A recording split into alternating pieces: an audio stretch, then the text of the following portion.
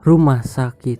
Di ruang VVIP rumah sakit Pradipta, Aira terbaring lemah. Luka di bahunya cukup dalam dan lebar hingga memerlukan tindakan operasi penjahitan luka. Kini kesadaran Aira mulai kembali. Dengan perlahan Aira menancapkan matanya. Dan hal pertama yang Aira lihat adalah langit-langit berwarna putih. Dia sudah langsung tahu di mana sekarang. Aira, udah bangun? Mbak panggilin dokter ya, ucap Mbak Dea segera memencet tombol yang ada di sisi ranjang.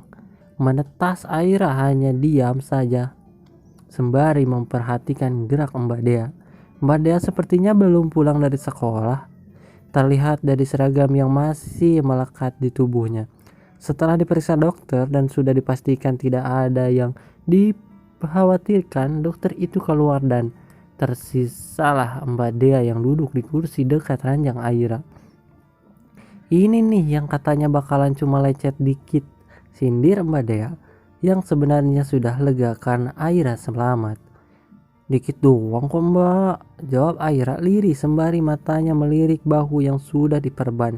Mana ada lecet dikit sampai pingsan, dioperasi pula 8 jahitan tuh, omel Mbak Dea yang malah membuat Aira tersenyum. Aira berusaha duduk tapi sudah lebih dulu dicegah oleh Mbak Dea. Tiduran aja dulu. Ngeri Mbak lihat bahu kamu. Dia gimana Mbak? Nggak apa-apa kan? Tanya Aira yang mengingat bagaimana kondisi terakhir dia yang bersimpah darah. Mbak Dea menyedihkan bahunya tanda tidak tahu. Pula sekolah aja dia langsung ke sini dan tidak keluar sekalipun. Tolong ceknya Mbak, dari foto itu kayaknya lumayan parah lukanya, ucap Aira yang khawatir akan kondisi sahabatnya itu. Kamu sendirian dong kalau Mbak cek dia, tanya Mbak Dea. Nggak apa-apa kali Mbak, aku aman kok, kan rumah sakit juga punya aku. Nggak mungkin ada yang ngapa-ngapain aku di sini. Aira mencoba membujuk Mbak Dea. Pamer, iya. Aira nih ya, Dewi Pradipta, pemilik rumah sakit Pradipta gitu, canda Mbak Dea. Enggak ya, please Mbak, dia di rumah sakit ini juga kayaknya, kata Aira yang memprediksi dia dirawat di sini karena ini adalah rumah sakit paling dekat dengan lokasi dia disekap. Coba Mbak cari ya, ujar Mbak Dea sembari memakai kacamata bulat dan tebalnya untuk mengantisipasi jika bertemu teman-teman Aira. Aira mengangguk. Sepeninggalan Mbak Dea dari ruang rawatnya, ponsel Aira berada di atas meja berbunyi. Dengan susah payah, Aira berusaha menggapai benda pipi tersebut. Setelah ponsel itu berada di tangannya, Aira terdiam sejenak saat tahu yang menelponnya adalah Ervan, suaminya. Bingung. Itulah yang Aira rasakan sekarang. Apa yang harus ia katakan pada suaminya itu? Apakah ia harus jujur atau menutupinya? Tapi tidak mungkin juga menutupi luka sebesar itu di bahunya. Dengan satu tangan, Aira memutuskan untuk menerima panggilan telepon dari Ervan. Udah selesai main-mainnya? Bolos kemana aja, ha? Aira membulatkan matanya saat mendengar apa yang diucapkan Ervan di seberang teleponnya. Bagaimana Ervan bisa tahu kalau dirinya tidak masuk sekolah? Kok Om tahu? Kamu lupa siapa pemilik SMA Trisatya? Aira memejamkan matanya sejenak. Bagaimana bisa ia melupakan satu hal itu? Kamu di mana sekarang? Rumah sakit. Aira dengan entengnya. Semoga aja dia tidak salah mengambil keputusan dengan memberitahu keadaan yang sebenarnya. Enggak ada tempat yang lebih bagus apa buat bolos? Ngapain bolos ke rumah sakit? Enggak ada duitnya ya. Aira menghela nafas saat mendengar kekhalan yang mengejek di seberang sana. Kalau udah selesai main cepet pulang. Saya mau kasih kamu hukuman karena kamu udah bohong dan bolos sekolah. Aku belum boleh pulang Om, paling besok baru boleh, jawab Aira seusai ucapan dokter tadi padanya. Maksudnya? Mendengar nada bingung dari Ervan membuat Aira mendengus kesal. Om kesini aja, aku malas jelasinnya. Setelah mengucapkan itu, Aira mematikan panggilan secara sepihak, kemudian tidak lupa untuk mengirimkan alamat di rumah sakit mana ia berada. Tidak sampai 1 jam, Ervan sudah sampai di ruangan tempat Aira dirawat. Masih menggunakan setelan kantor karena memang sekarang masih sore. "Kamu kenapa, Ra? Kenapa nggak bilang dari awal kalau kamu sakit?" tanya Ervan saat baru saja membuka pintu. Panik. Tentu saja, bagaimana bisa istri kecilnya ini sakit dan dia tidak tahu. Aira dengan tenang menjawab, "Habis main tadi, nggak sengaja jatuh." "Jatuh dari mana sampai lukanya kayak begini?" heran Ervan sembari menyentuh bahu Jia yang diperban. "Dijahit?" tanya Ervan lagi. Aira mengangguk saja, dirinya sedang menyusun kalimat di otaknya untuk jujur apa yang barusan ia alami. "Bandel banget sih, pakai bolos segala. Kena karma kan, udah bohongin suami sama mertua." Ervan mengomel. Aira hanya diam. Tidak seperti biasanya yang selalu bisa membalas ucapannya. "Bentar-bentar, siapa yang bayarin biayanya? Ruang VIP lagi." Ervan baru menyadari itu kan dia juga belum pernah memberi Aira uang. "Gratis," jawab Aira seadanya. "Ini rumah sakit elit ya, mohon maaf. Siapa yang gak mau gratisin? Siapa yang mau gratisin sama bocah kayak kamu coba?" ejek Ervan. Bahkan Ervan sendiri belum mampu membangun rumah sakit semewah yang seperti ini. Bertemu dengan pemiliknya saja Ervan belum pernah. "Yang punya rumah sakit lah," jawab Aira. "Kan memang dirinya sendiri yang menggratiskan perawatan dirinya. Masa di rumah sakit sendiri harus bayar? Bercanda kamu." "Saya saja belum pernah bertemu pemiliknya," kata Ervan, kemudian terkekeh. Aira memutar bola matanya malas.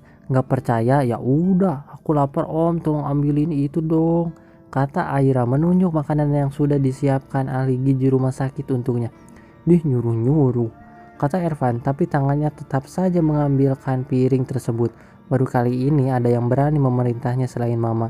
Ervan juga menyiapkan meja kecil yang biasanya digunakan untuk meletakkan makanan pasien di depan badan Aira. "Udah bisa?" tanya Ervan. Setelah ia mengatur posisi ranjang menjadi hampir agak tegak agar Aira bisa makan. "Udah, makasih om," kata Aira lalu memulai makannya. Ervan jadi ingat tadi pagi ia kan ngantarkan makanan untuk Aira ke sekolah. Pasti makanan itu sudah basi di mobil. Di sela-sela makannya, Aira kepikiran untuk jujur saja sekarang. "Om, aku mau jujur, apa yang buat aku masuk rumah sakit kayak gini?" ucap Aira membuat Ervan yang sibuk dengan ponselnya mengalihkan perhatiannya. "Oke, silakan," jawab Ervan lalu mematikan ponsel dan meletakkannya di saku jasnya. Panjang lebar Aira menjelaskan dari awal kejadian, dari mulai siapa William, dendam William padanya, dia yang diculik, ia yang berusaha menyelamatkan, dan sampai akhirnya berakhir terbaring di sini. "Mau so jadi pahlawan sih, lihat sekarang. Teman kamu pada peduli enggak? Mereka bahkan enggak tahu kalau kamu bantuin mereka," kata Ervan sembari Aira selesai berbicara terus makan. "Ya setidaknya aku berguna buat mereka. Mereka ikut susah juga gara-gara aku," jawab Aira kemudian meminum air putih dan disodorkan Ervan. Ervan tidak menyangka bahwa gadis yang menyebalkan dihadapinya ini punya masalah yang lumayan rumit.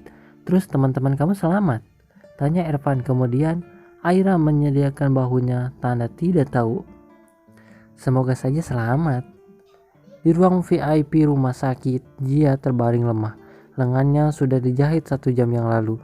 Tentunya ruangan itu Bunda Dian yang pesankan. Jika tidak, mana mungkin Jidan bisa membayarnya. Semua temannya belum ada yang pulang. Bahkan mereka masih mengenakan pakaian penyamaran mereka. Dia mengerjapkan matanya. Jidan yang duduk di sebelahnya langsung berdiri dan mengusap lengan Jia. Yang lain juga ikut berdiri saat melihat Jia sadar. "Jia, di mana?" lirih Jia hampir tanpa suara. "Loh, di rumah sakit," jawab Jidan sembari tersenyum tipis. Jia ingin menyentuh perutnya, tapi langsung mengiringi saat lengannya digerakkan. Jia menatap Jidan dengan mata berkaca-kaca dan raut wajah khawatirnya. "Dia nggak apa-apa?" tanya Jia. Jidan menggelengkan kepalanya. "Lo pinter lindungin dia," ucap Jidan, membuat Jia menghela napas lega. Ya, ingat betul saat seseorang berusaha melukai perutnya tadi pagi, Gio dengan pakaian penjual cilok mendekat ke tempat tidur Jia. Diikuti Serena dan Keina yang juga masih menggunakan daster.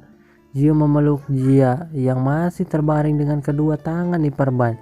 Jangan bikin abang khawatir lagi.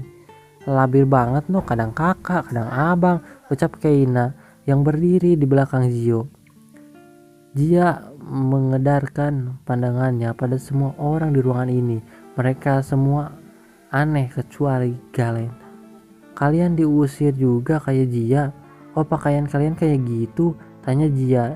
Yang lain malah terkekeh. Zidan abis ngaji di mana? Tanya Jia dengan suara yang melemah yang justru mengundang tawa mereka semua. Kita tuh kayak gini demi lo kali. Kita nyamar buat nyelamatin lo tadi, ucap Serena menyolot. Jia membulatkan mulutnya sambil mengangguk pelan. Walau sebenarnya ia tidak paham, ia akan menanyakannya pada Jidan saat sudah di rumah. Pingin makan apa? Tanya Jidan yang mendengar suara perut Jia. Jia mau omelet. Lirih Jia setelah beberapa menit lalu sadar. Semua menghela napas bosan. Apa Jia tidak bosan makan omelet terus? Mereka yang hanya melihatnya saja sudah bosan. Jidan mengangguk dan pergi ke kantin rumah sakit untuk memasakkan Jia omelet. Untuk bahan, ia akan coba beli di kantin. Jia, gue seneng banget lo gak apa-apa, ucap Serena menggantikan posisi Jidan saat Jidan pergi. Jia tersenyum menanggapinya. Ia masih sedikit shock pada kejadian yang menimpanya beberapa jam lalu. Jia mau cerita ke kita tentang kejadian tadi, tanya Keina dan Jia mengangguk. Nanti ya nunggu Jidan balik. Jia mau makan dulu, udah lapar banget. Jia di sana enggak dikasih makan, masya, ucap Jia cemberut. Semua terkekeh mendengar nada manja Jia. Kan lo pingsan, gimana mau dikasih makan, ucap Langit. Jia tuh sempet sadar tahu, tapi pingsan lagi waktu Jia darahnya banyak banget, cerita Jia. Jidan sudah kembali dengan piring berisi nasi panas dan omelet kesukaan Jia. Jia mau cerita, ucap Jia sambil mengunyah. Semuanya mengangguk mempersilahkan. Tadi Jia kan lagi tidur, tiba-tiba ada yang masuk ke kamar. Jia kaget waktu kayak ada yang nyentuh perut Jia gitu, dingin. Dan pas Jia buka mata, pisau ada di atas perut Jia. Jia bergiling nyeri kemudian kembali membuka mulut saat Jidan menyuapinya. Terus Jia yang sudah penasaran, Jia mengunyah makanan lalu menelannya.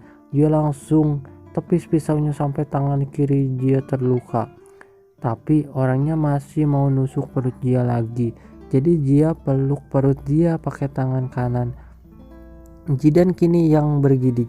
Ia tidak bisa membayangkan jika Jia tidak mengorbankan kedua tangannya.